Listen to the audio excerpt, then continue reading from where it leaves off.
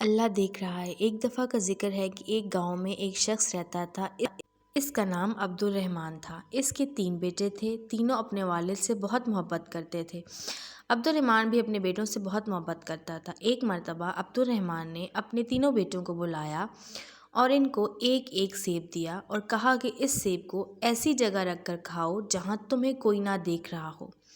جو ایسا کرنے میں کامیاب ہو گیا میں اسے انعام دوں گا۔ تینوں بیٹے والد کو اللہ حافظ کہہ کر اور ان سے دعائیں لے کر گھر سے نکلے۔ دوسرے دن عبد الرحمن نے پھر بیٹوں کو بلایا اور باری باری سب سے پوچھا۔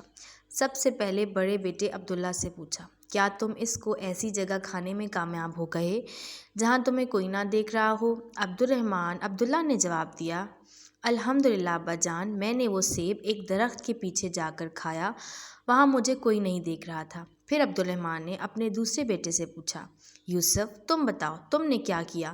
یوسف نے کہا، ابا جان، میں نے وہ سیب کمرے میں بند ہو کر اندھیرا کر کے کھایا اور مجھے یقین ہے کہ وہاں مجھے کسی نے نہیں دیکھا۔ عبد الرحمن نے تیسرے بیٹے سے پوچھا، سلیم تم نے کیا کیا؟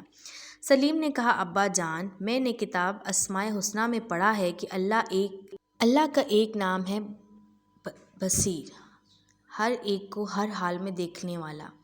میں نے بہت سوچا اور تلاش کیا لیکن مجھے کوئی ایسی جگہ نہ ملی جہاں میرا اللہ مجھے نہ دیکھ رہا ہو۔ اللہ تو ہر جگہ دیکھتے ہیں، اس لیے میں یہ سیب نہ کھا سکا۔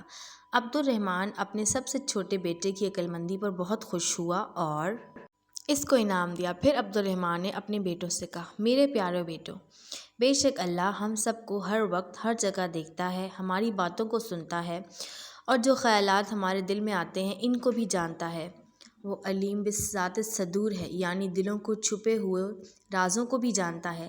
اللہ کی نافرمانی سے ہر وقت بچو اور اللہ کے سارے احکامات پر عمل کرو، جس پر اللہ تم سے راضی ہو جائے گا اور تمہیں دنیا میں راحت و سکون اطمینان عطا کرے گا اور مرنے کے بعد ہمیشہ ہمیشہ کے لیے جنت میں داخل کرے گا، جہاں انسان جو چاہے گا وہ ہو جائے گا۔ انسان کے دل میں جو چاہت ہوگی وہ پوری ہو جائے گی۔ جنت میں ہم ایک پرندہ دیکھیں گے، اس کے کھانے کا جی چاہے گا تو فوراً بھون کر پلیٹ میں آ جائے گا، پھر اس کی ہڈیوں پر اللہ دوبارہ گوشت اور پر لگا دے گا اور وہ اڑ جائے گا، تو وہاں جنت میں ہی مزے ہوں گے۔